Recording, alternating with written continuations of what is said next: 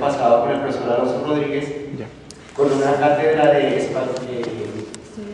Historia de la Lengua Española, donde el profesor no contaba ni con el tiempo, se empezó a dictar la cátedra a mitad de semestre, terminó mucho antes, entonces fue una cátedra que quedó inconclusa, por decirlo así. Entonces básicamente hace referencia al sector de clásicas porque se siente cierta crisis, o sea, bueno, una cosa es crisis y otra cosa es menosprecio o jóvenes, autores de documento. La cátedra de Historia de la Lengua Española no es propia de Español y Filología Clásica, es para los dos programas, ¿cierto? Las dificultades surgen por la contratación. Un docente ocasional no puede empezar a trabajar si no sale el contrato. Y el profesor, el curso se terminó antes porque el profesor dijo: yo no voy a tener, mi contrato dijo 4 meses. O sea, son problemas de los bloqueos y de los paros que organizan los estudiantes. Pero es que tuvimos la oportunidad de hablar con el profesor y ahora que en un momento firmó un contrato. Él lo estaba haciendo básicamente por amor que tenía la universidad. Sí, él no firmó contrato con la universidad, lo hizo ad honorem, nunca contó con que le iban a enviar hasta febrero del semestre. O sea, son circunstancias muy particulares, pero eso no es menosprecio. Sean muy cuidadosos con los términos que seleccionan, porque en un documento donde diga que se siente menosprecio por parte de las directivas del programa hacia la carrera, eso ya es otra cosa. Hablemos de crisis muy puntual con un docente que quiso dictar su clase, su curso ad honorem, y la universidad le salió con la sorpresa que el semestre iba a cerrar. ¿De acuerdo? Gracias. César. Yo hablaría en términos también de visión institucional, ¿no? Y es, bueno, yo hablaría en términos de visión institucional, y es que yo creo que todos los estudiantes de clásica sentimos lo mismo cuando nos llaman departamento de lingüística, ¿sí? El departamento de lingüística ha sido el espacio que nos ha acogido, que nos ha recibido, y nos sentimos tal vez muy agradecidos con el departamento de lingüística. Pero yo creo que muchos queremos que nuestro departamento no solo se llame departamento de lingüística, creo que muchos de acá quisiéramos que nuestro departamento se llamara departamento de lingüística y filología clásica, y que se diera ese reconocimiento a nuestro departamento. Y lo he escuchado de varios compañeros de distintos semestres.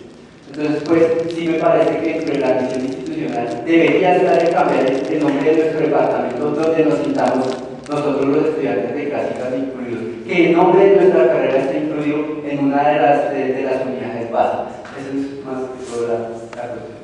Ana Cristina. Mire, el departamento de lingüística no ha acogido estudiantes de español y filología clásica.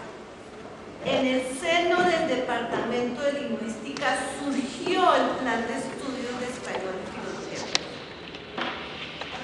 ¿Está claro? Entonces no es que ustedes llegaron y el departamento, ay sí, pues sí, vamos, no. El plan de estudios surgió de un grupo de profesores vinculados al departamento de lingüística. Ustedes no los recibimos. El departamento de lingüística pensó las dos carreras, porque el departamento de lingüística no tenía plan de estudio y pensó sus dos programas, el de lingüística y el de español y filología clásica. Tenemos otra unidad, tenemos el departamento de lenguas extranjeras con una carrera que se llama carrera de filología y idioma, porque es que las carreras existen independientes de los departamentos, mis amores.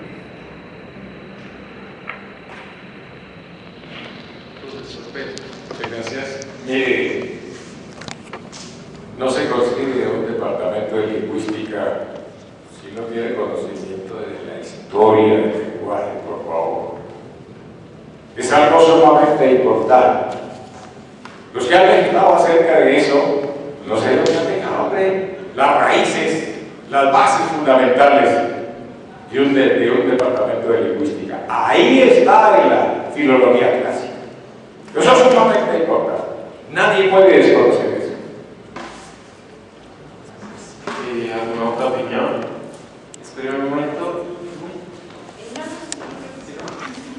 Lo que pasa es que, pues, digamos, los problemas que se están planteando acá básicamente como nosotros en lingüística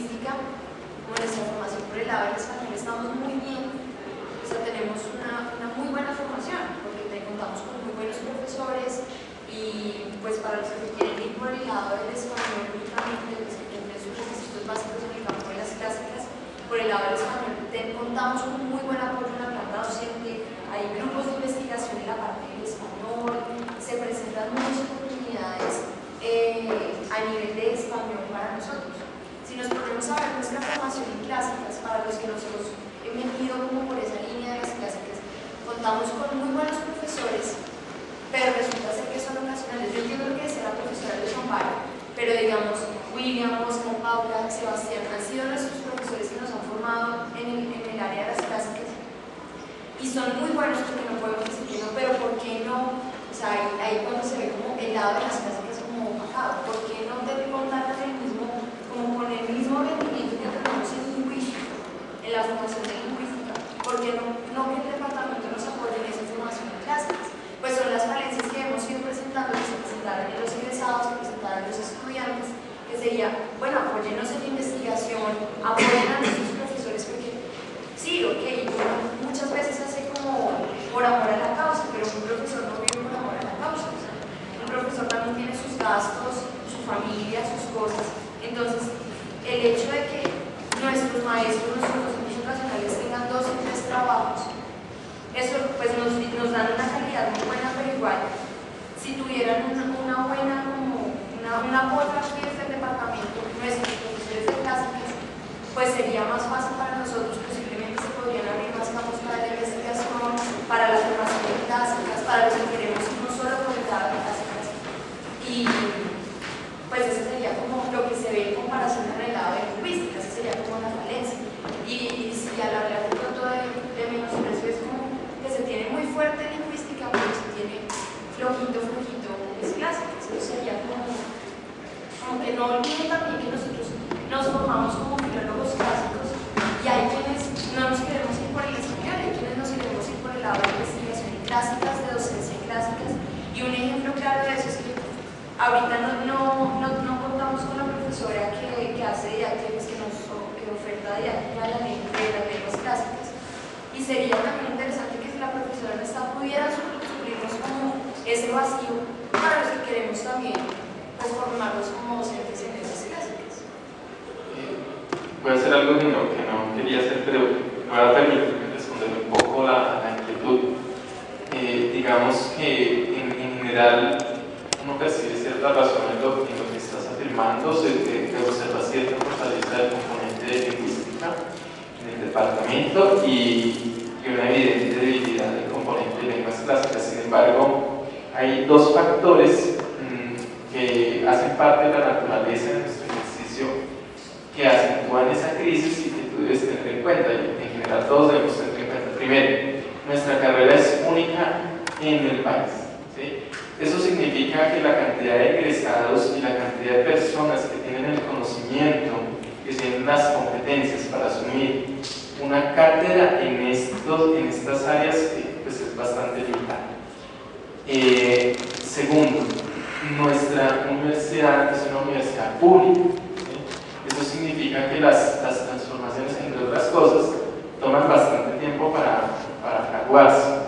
En ese sentido, pues, digamos, tenemos que reconocer que estamos en un estado inicial de la carrera. La carrera nace en diciembre de 1996 con este nombre, aunque ya teníamos antecedentes, y empieza su primera cohorte en 1997. ¿Sí? De modo que pues, ustedes son los futuros profesores de lenguas clásicas. Tenemos desde luego ya unos muy buenos profesores que tú mencionaste, pero fíjate cuánto tiempo toma el concurso docente y todas las exigencias que ello trae para garantizar las más altas calidades. Entonces también debemos reconocer, pues, uno, el estado embrionario de la carrera en la universidad y en el país, y 2, lo que en términos de sacrificio eso significa para poder sacar este proyecto adelante. Entonces no es solamente señalar el vacío, sino también cuáles son las condiciones que hacen que ese vacío exista y cómo podemos superarlo. No solamente desde la visión administrativa que se organiza un concurso docente se suple, sino también en los otros campos de debilidad, como desde todos los estamentos, incluidos los estudiantes, proponemos iniciativas para superar esas deficiencias de formación. Yo quisiera agregar una cosita de esa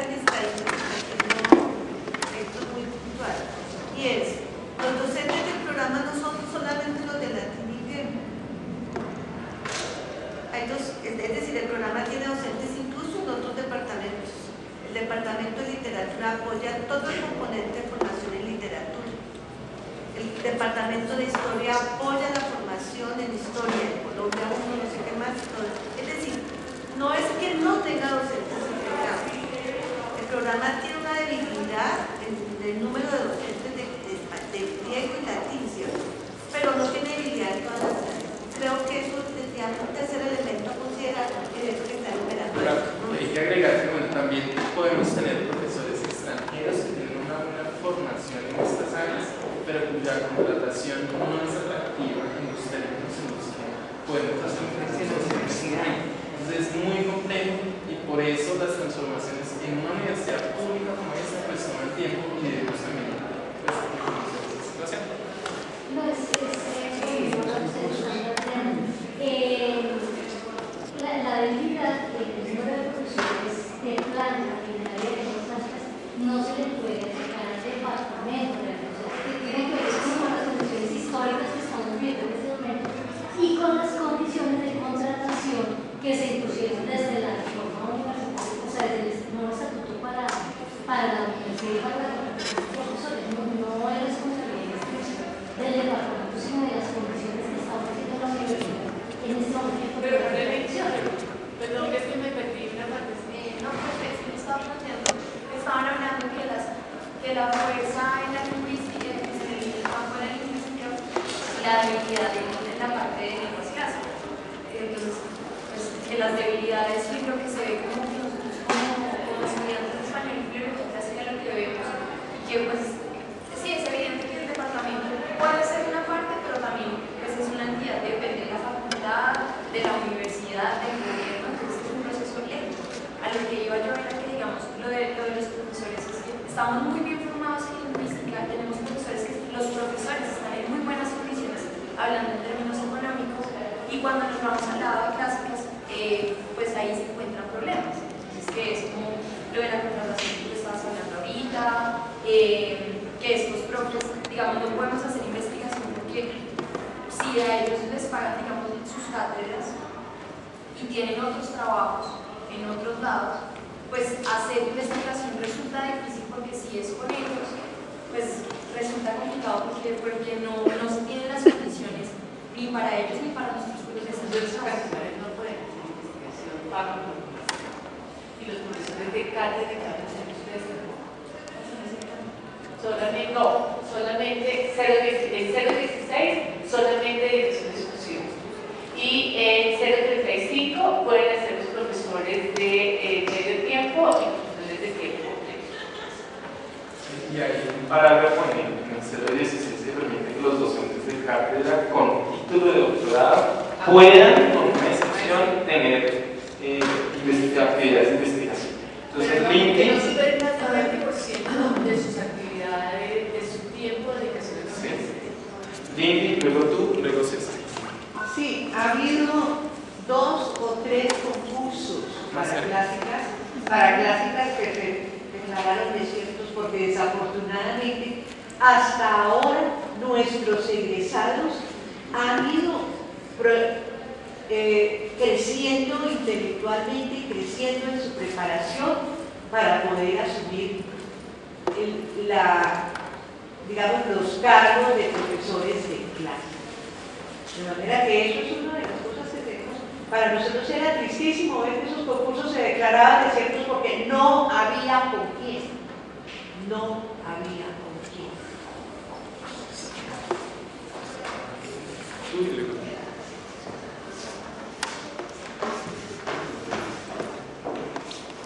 Buenos días, precisamente lo que estamos hablando de las debilidades de los componentes, yo entiendo que existe un componente de lingüística que está demasiado fortalecido y un componente de clásicas que más bien tiene muchísimas debilidades en él. Pero también, como decía la profesora, tenemos que tener en cuenta que existe el componente de literatura, el componente de historia y sobre todo el componente de didáctica. Precisamente así se llama el evento, ¿no? La licenciatura que tenemos, nosotros debemos estar licenciados para enseñar y no ser simplemente profesionales, como la última ley lo ha dicho. Este componente de licenciatura digamos que se amplió con la reforma, se amplió en el sentido en que se pusieron más materias, la profesora entró a dictar otras más, se abrió la materia de didáctica de las lenguas clásicas, que era precisamente como esa falencia que tenía la carrera anteriormente, pero sí quiero reiterar un poco como en una debilidad que existe en cuanto a la investigación de pedagogía, ¿sí? Se abrió la pedagogía, se abrieron materias de pedagogía, se abrieron materias de didáctica, pero se supone que desde la pedagogía nosotros como pedagogos debemos investigar en las transformaciones precisamente didácticas que existen para la enseñanza de diferentes cosas, en este caso, por ejemplo, de la lengua española y de las lenguas clásicas. Las metodologías, las falencias de las metodologías de las lenguas clásicas que se evidencian también, sobre todo, pienso yo, y como lo decía ahorita Loli, las personas que nos inclinamos por una u otra cosa, o sea, por el español o por las lenguas clásicas, pues simplemente la falencia de la metodología se ve manifiesta allí, ¿no? Este método memorístico de las lenguas clásicas no existe todavía en la carrera. Pues ahí está presente y no hay nada que hacer. Es precisamente esa investigación en la pedagogía a la que yo me refiero, que deberíamos meter un poco más, ¿no? Se abrieron las materias de pedagogía, pero falta la investigación dentro de la pedagogía, ¿sí? Y de ahí de pronto se podrían sacar muchas soluciones muy buenas, por ejemplo, para los campos de metodología, precisamente en la enseñanza de las lenguas clásicas, que no solamente se verían manifiestos en la universidad, sino en los egresados que luego se dedicarán a la enseñanza de las lenguas clásicas. Con respecto a los componentes de literatura e historia, no tengo ahí como una expresión con la profe. Y es que en el componente de literatura y en el componente de historia, efectivamente, hay profesores, ¿sí? Los tenemos, está el departamento de literatura que nos presta básicamente el servicio, o no digamos nos presta el servicio, pero sí, como que digamos tenemos un núcleo con ellos para que ellos nos puedan dictar este tipo de clases. Lo mismo con historia, porque sucede desde hace algunos años, lo digo por experiencia, no sé qué más haya detrás de esto.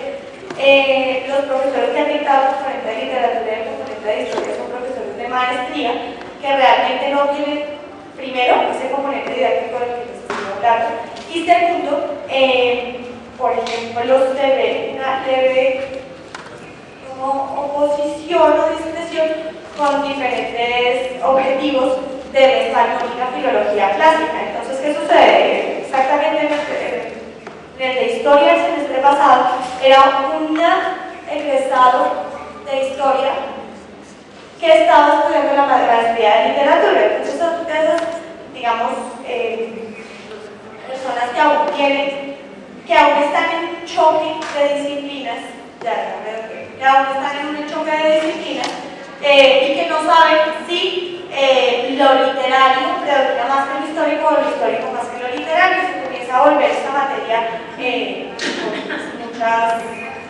con muchos conflictos. Esto es todo lo que quería decir con los componentes. Gracias. Vamos con César.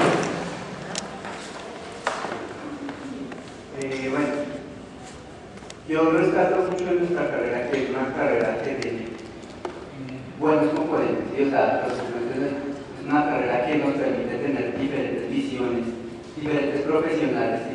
Y lo que saco como conclusión de este encuentro es que, digamos, nuestra carrera se volvió una carrera excesivamente flexible, y pues la profesora Ana Cristina citaba el caso del componente de lingüística, ¿sí? Perfectamente un profesional se podría graduar sin haber visto, digamos, semántica, sintaxis, y pues sí me parece importante que en esos componentes, en cada uno de los componentes, se empiecen a estructurar unos básicos y que en cada componente tengamos unos básicos. En el caso del componente de lingüística, pues tener precisamente eso que la profesora mencionaba. En el caso de clásicas, lo que habría que hacer es también tener esos básicos, porque nuestros básicos en filología clásica solo están en las lenguas. Y pues si nos ponemos a pensar, para nosotros lo que es filología, pues lo que nos enseñaba también el profesor Muriel en introducción a la filología clásica, era precisamente tener ese componente de literatura clásica, esa parte de historia grecorromana, y me parecería que esas materias del componente de estudios clásicos hispánicos deberían ser obligatorias. Y pues en la parte también de educación, en efecto también tener, como ya se ha intentado, ya con los diferentes comités asesores de carrera se ha pensado cómo estructurar el componente de educación. Creo que esa es el componente al que más se le ha dedicado tiempo, le hemos echado cabeza, hasta la misma profesora Ana Cristina se ha arrancado los cabellos pensando cómo estructurar ese componente. Entonces, hacer un llamado y mirar que en cada componente deberíamos tener unos básicos y que nuestra carrera no se vuelva totalmente flexible. Gracias. Bueno, ya para no abusar de su tiempo, entonces voy a referir dos conclusiones generales que podemos obtener de este evento. Si alguien quiere agregar una tercera, le agradezco, con el fin de como recoger elementos.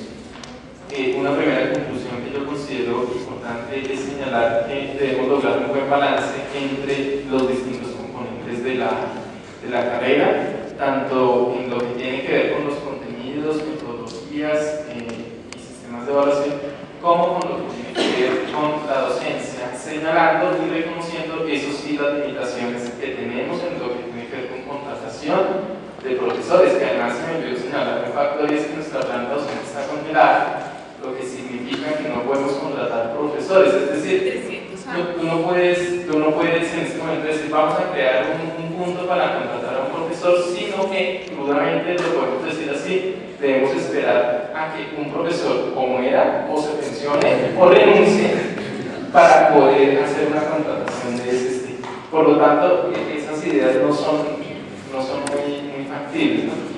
Esa sería una primera conclusión que creo que vale la pena en el sentido de que recoge. Una segunda conclusión, creo que hay que lograr un buen balance entre el componente de flexibilidad del currículo, que hemos logrado un muy buen componente de flexibilidad del currículo. Si ustedes lo comparan con programas similares en otros lugares del mundo, el nuestro es muy flexible. Entre ese componente flexible y el componente de fundamentación que debe ser obligatorio en todos digamos, en todas las áreas que incluye la carrera. No sé si alguien quiere agregar una tercera conclusión que recoja lo que hemos discutido en el primer y segundo encuentro. Tengo una porfa. No se me mencionó. ¿Me escuchan así o Bueno, soy estudiante de segundo semestre y una falencia bien importante, y contradice un poco lo que estaban diciendo algunos compañeros con respecto a los docentes de lingüística, y es que tuve un docente que tenía errores ortográficos de sus presentaciones de PowerPoint. Tenía errores terribles, no recuerdo el nombre, quizá por pues la lingüística en general. No sé si hay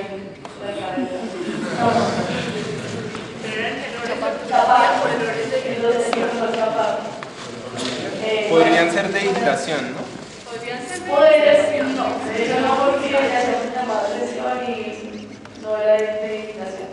El segundo es una contradicción que hago al grupo de compañeros que estuvieron acerca de los estudiantes justamente, y es que una de las cosas, de las ventajas, lo que teníamos, era que hay pocos estudiantes en el salón de las conferencias, pocos estudiantes en los salones de clases, ya sea de que cosa que no es cierta. Entonces ya se fue el profesor William que podía corroborarlo. En este semestre tenemos hacinamiento en griego y en latín, tanto así que tuvimos que buscar salones en los últimos pisos de aulas en donde tuviéramos más espacio.